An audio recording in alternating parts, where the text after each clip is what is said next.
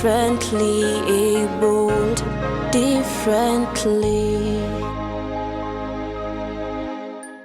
Welcome back, and you're watching Abled Differently. Redfourth Academy of Music, Dance and Drama, under Philip Tuju as the founder, started the Redfourth Butterfly to serve as music therapy for children with disabilities. Take a look at that story.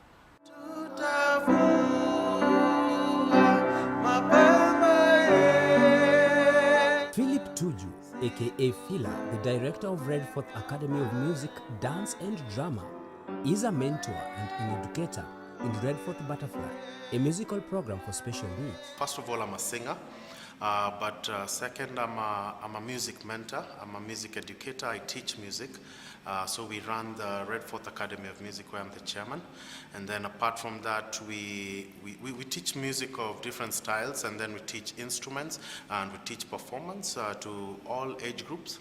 But we also started a charity program where we offer music because we believe in making music accessible to as many people as possible. So we started the Redfourth Butterfly, which is a program for offering music lessons to special needs and people who need music services as a form of therapy. We are open to everyone.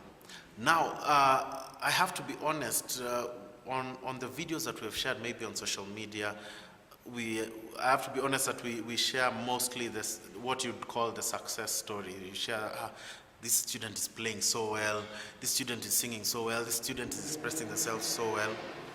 But we have so many other students who the response is not what everyone would expect. You know, the thinking and expectations of many people is that if it's Phila who's teaching this student, and this student has to be able to and connect quickly, there are those ones who their level of on the autism spectrum is quite high, and their response is different. There are some who just want to run around the whole room. That is their way of enjoying. They want you to play, but not them to play.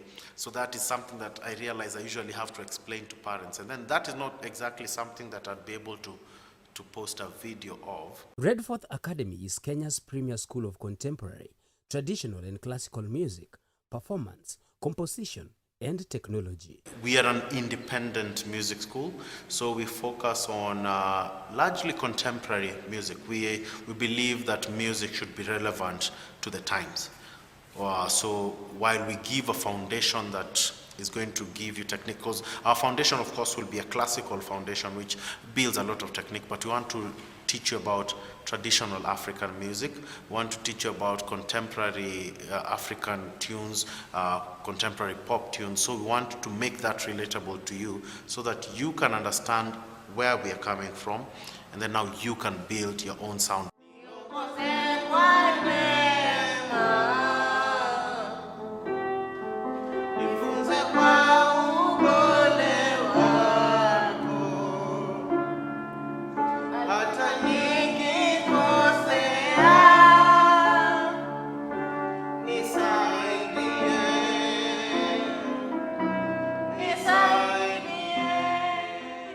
I started the school and got help at the time from a dear friend of mine called Derek, who sort of just helped me in terms of raising the finances to the capital to start it. He has since left, so I just ran it on my own. But I have an amazing team that we've worked with. So 2016, we started as a school. I'd been volunteering a lot, teaching choir at Upper Hill School, and then I was also a peripatetic teacher that moves from one school to another teaching music. So I felt if we start a music school, we can be able to, just give that continuity to our students that we're teaching at different schools, to be able to just continue building on their musicianship. So apart from running private instruction programs here, we're also starting group lessons. So we teach group lessons in different instruments, and we're also trying to introduce music technology. And then eventually we're hoping that we'll now offer the course of music therapy once we are able to connect with more professionals. So for the Redfourth Butterfly program, we offer services for free, but for those parents who have made it clear that they are able to pay, we look at it as support that is going to go to the next student, so that we're able to, just cater for the logistics for our teachers, and also just make the program be able to sustain itself better. By understanding better The effects and power of music is the reason for inclusion of persons with disabilities in the organization. The reason for deciding to include PWDs in our programs of music is, to be honest, purely was for me to be able to understand better the effects of music and the power of music. Because I'd been teaching for a long time, I'd been volunteering for a long time at different schools, teaching choirs and teaching how to play different instruments. And I was able to appreciate how people interpret music differently. And I felt that I want to keep learning and to understand the power of music and what it does to different people at different times of their lives. And one of the areas that I felt I would also give back while in the process of learning was to now work with special needs students and persons living with disabilities. And I felt this would be a good opportunity because in the Kenyan space, we don't have, in the Kenyan music space, we don't have opportunities to train, we don't have music therapists, we don't have very many music therapists, and we don't have schools that are offering that service. The result and joy that music is bringing to special needs children is Phila's main motivation. What gives me the zeal to keep doing this is I can see the results. I can see the results in the students' eyes. I can see the joy that music brings to them, and that completes me. That gives me, I personally have been greatly blessed by God through so many people.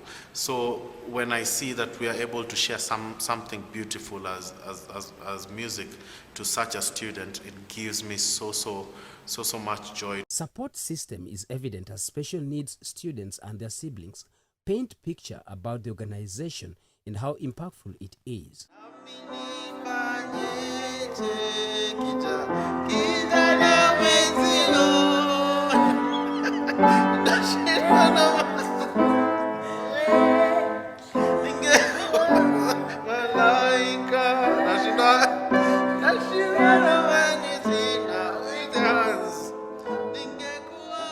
So since Malaika was a child, she would mimic songs she hears on the radio. We would be watching something and she'd just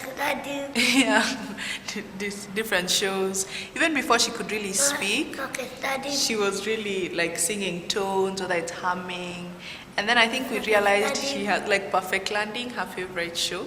And I think we realized her voice is very strong. So even when she was singing with us, because we sing a lot in our house, we were like, oh my gosh, Malaika's voice is strong and she can follow the notes without us even, without a lot of help. And then we realized this is a talent that we should nurture. So once Malaika joined Redfourth, this was all we could hear about. She wakes up in the morning on the days she has Redfourth coming here, and that's all she talks about. If no one is there to bring her, she'll make sure. Even if we're not home, this is just a space that she enjoys. Her relationship with Fila is so nice, and just the confidence that we can leave her in this space because she's taken care of, she's heard, and she just has such a nice place to grow. And I think Redfourth is very, very welcoming, very accepting, very understanding of everything. And the relationships they build is just beautiful. She's so much happier. Like, she looks forward to every day that she has school. She'll be like, yeah, guys, I have school at 8, everybody be ready. It gives her a sense of like purpose, and she's so talented. Like, singing has been her passion. So the chance to like come and just explore her talent and really enjoy it at the same time in a comfortable environment has been everything for her. It's fun. I enjoy. I come twice per week. It is very good environment for me instead of me staying in the house. She had worked with Mr. Fela for a State House concert. So when they came in, it was just a reuniting for them to just continue what they had been doing all along. So it was one of the most heartwarming things I've ever seen. Yeah, so she settled right in, and I think she's enjoying it.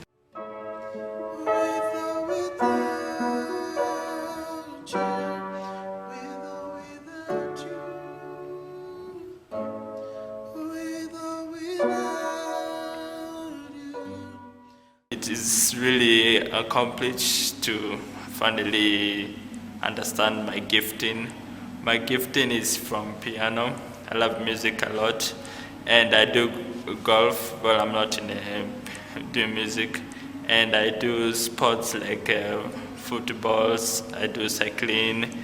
The organization is lucky to have partners. We have those few well-wishers, someone who sends some money in support of just paying for maybe one student or two students. So that has kept us going, and I believe even with us telling our story like this, we are raising more and more awareness, and we are setting up the systems, because it will also be important that we are also accountable for all the support that we are receiving. I think especially with children with special needs, there is a certain level of heightened awareness you have to have with your children. I think it's a matter of giving a try to everything. So not shutting down anything, or if you see something, even if it's the smallest thing, I think it's important to just let them have a chance. Give them that opportunity and see where it goes.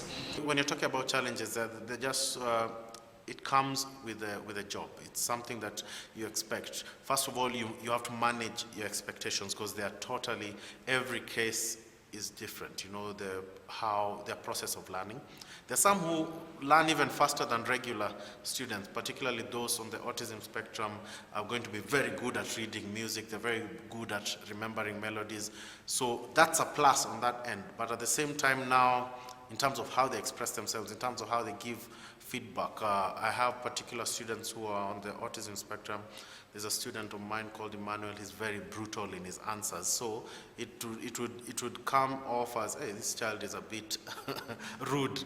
But he's just giving you a straight answer. He'll remember certain details. So if you maybe mess up your facts, he's going to correct you, and it might be a bit embarrassing. So that's what you need to remember. Some of them, of course, the motor skills are not very good, so it's going to take longer for them to get things. In terms of pronouncing some lyrics if they're singing. So you have to be able to understand, okay, by the time you're taking in a student, to understand what are the challenges that this student faces, and then how am I going to manage my expectations as a teacher, and also the expectations of the student, and also the parents of the students. Let's take a look at the UN Convention on the Rights of Persons with Disabilities. Article 25 of the UN Convention on the Rights of Persons with Disabilities states that state parties shall, Part B, provide those health services needed by persons with disabilities, specifically because of their disabilities, including early identification and intervention as appropriate, and services designed to minimize and prevent further disabilities, including among children and all. Here's the tip for the day. It's for us people who are already in the field and can be able to tell the challenges that we're facing. Let's come together, set up the bodies, and then it's easy for us to give a voice and to just approach government and tell them, please help us in support of setting up this policy that is going to guide everyone. So that, because again, the danger is, there are many people who have kind hearts and want to support. It's very easy. You just need to write a very good proposal, and you're going to raise money. You run the program for 6 months. You get all the support. You disappear after some time. So if we can have that kind of standardization and regulatory body that is going to help this industry again, so that we're able to, in the end, truly give the service and help the PWDs here. It's a wrap from us here on Able Differently, but be sure to join us every other Sunday when time and space allows. My name is Jen Theuri. And I'm Benson Mungai. Goodbye. We are here and we are strong. Let's be counted as we move on. Make a difference, change lives as we tell our different stories. We are capable, beautiful, we are born to do great things. We're unstoppable, incredible, 'cause we're differently abled, differently.